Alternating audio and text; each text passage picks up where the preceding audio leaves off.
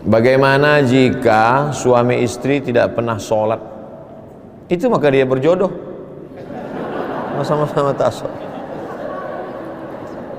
Sementara sudah ada anak, apakah perlu dia pisah? Oh tidak. Jadi dalam Islam prosesnya itu panjang sekali.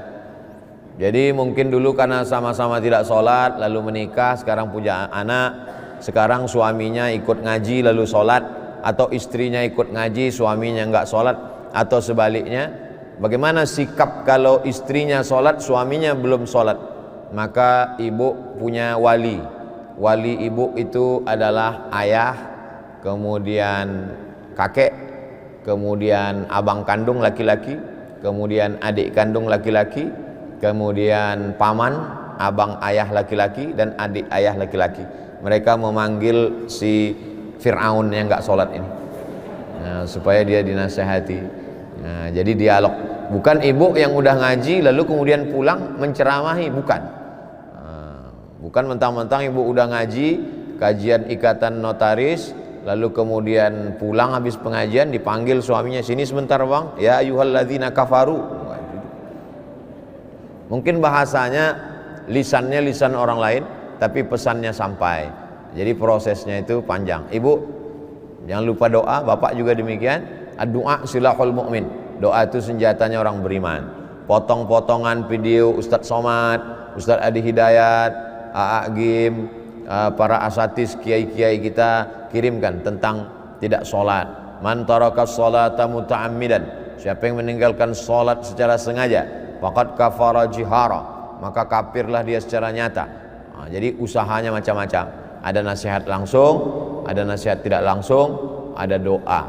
Tapi kalau sampai dia mengeluarkan statement, dia katakan, menurut saya sholat itu buang-buang waktu saja dan tidak relevan dengan zaman, itu berarti dia murtad. Maka kalau suami murtad, menurut hukum Islam otomatis dalam Islam salah satu pihak murtad itu otomatis putus. Tanpa dia ucapkan tolak, otomatis putus. Ya, namanya fasah. Kalau dalam hukum Islam namanya fasah, pembatalan pernikahan oleh hakim. Jadi hakim mengeluarkan surat bahwa pembatalan pernikahan.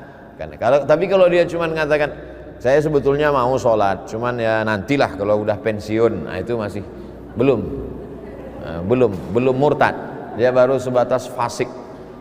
Papa kapan sholat? Nantilah mah, kalau ngurus surat-surat tanah nih udah selesai, lalu kita udah mau masuk lubang tanah, kata dia.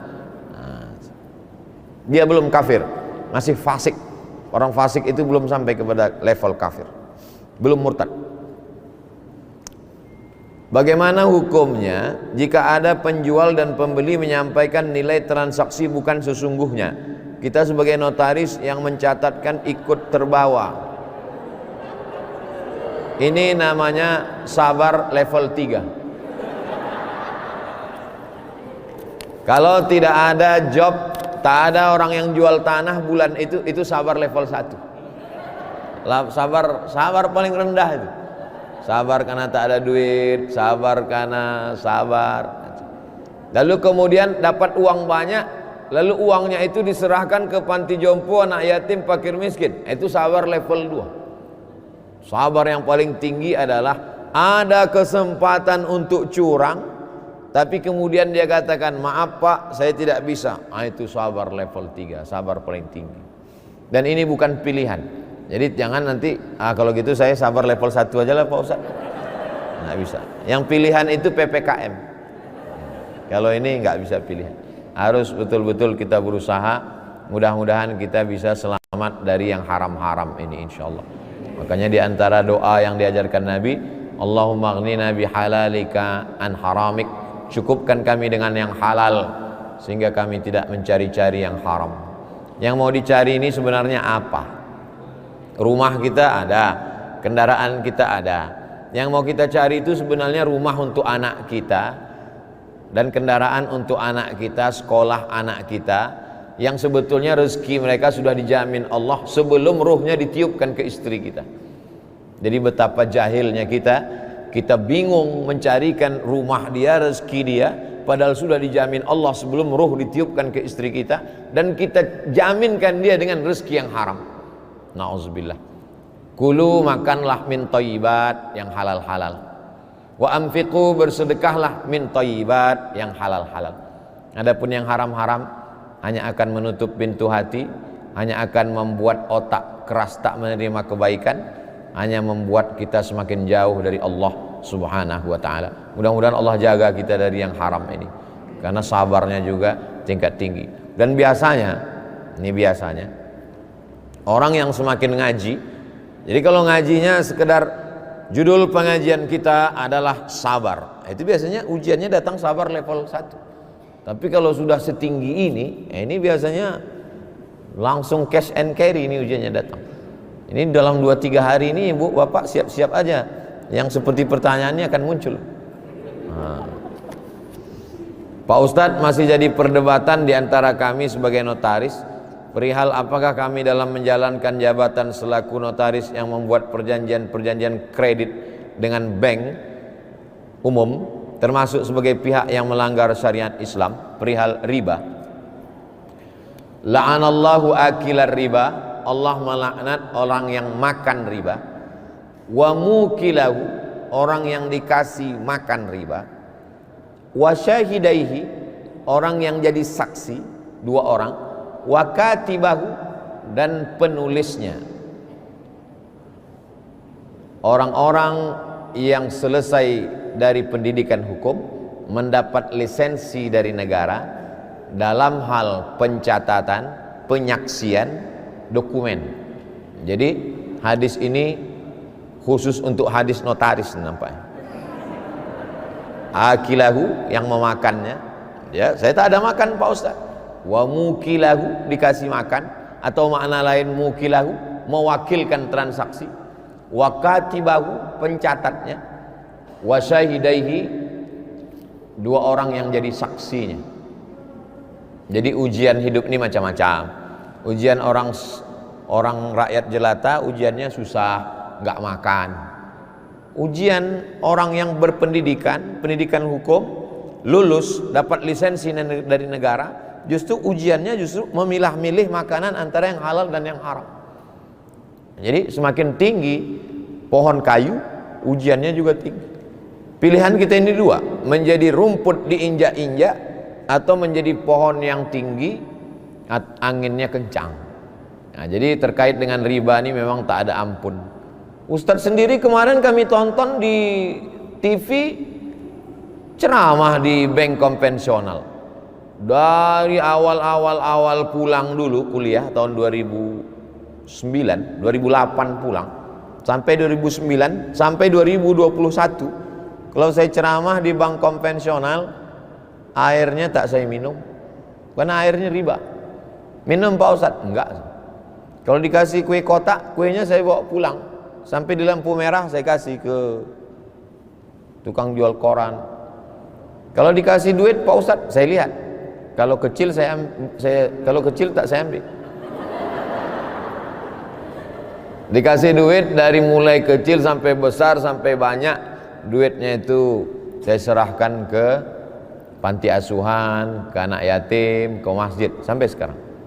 Ya, jadi kalau saya diundang ke bank konvensional, saya tetap datang. Dan judulnya saya kasih hukum makan riba haram. Makanya sampai sekarang berkurang undangan. Bank-bank konvensional kalau ngundang tetap saya datang. Nggak pernah saya bilang haram, saya nggak datang. Nggak. Kalau kita bilang haram nggak datang, gimana kita mau menjelaskan? Nah, saya tetap datang, saya ceramah. Ya itu. Nah, jangan nanti dikatakan apa itu Ustaz Somad? Ceramah di tempat kami dia bilang haram, pas diundang dia mau ceramah. Memang betul, karena niat saya mau menjelaskan itu. Alhamdulillah sampai sekarang udah berkurang, paling setahun 2 kali. Kalau dulu tiap bulan. Nah, udah menjelaskan itu. Nah, ini jadi kita jaga jangan sampai kena riba. Tapi kalau bank syariah tak masalah. Bank syariah itu halal. Karena akadnya mudharabah bagi hasil, murabahah, akadnya kafalah. Jadi pokoknya Bapak Ibu tidak usah tanya-tanya ini gimana proses, asal kata dia bank syariah, udah. Nggak usah perlu tahu detailnya, nggak usah. Yang penting asal bank syariah, ada di situ Dewan Syariah, Dewan Pengawas Syariah, ada fatwa dari DSN, Dewan Syariah Nasional, udah. Adapun masalah hukum jelimetnya ribet, itu susah, itu berat, biar aku aja. Wallahu a'lam. Ya.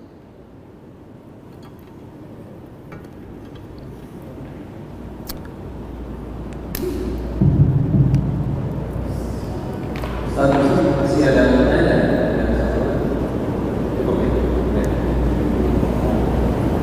Ya, Ustaz, waktunya juga sudah mulai habis.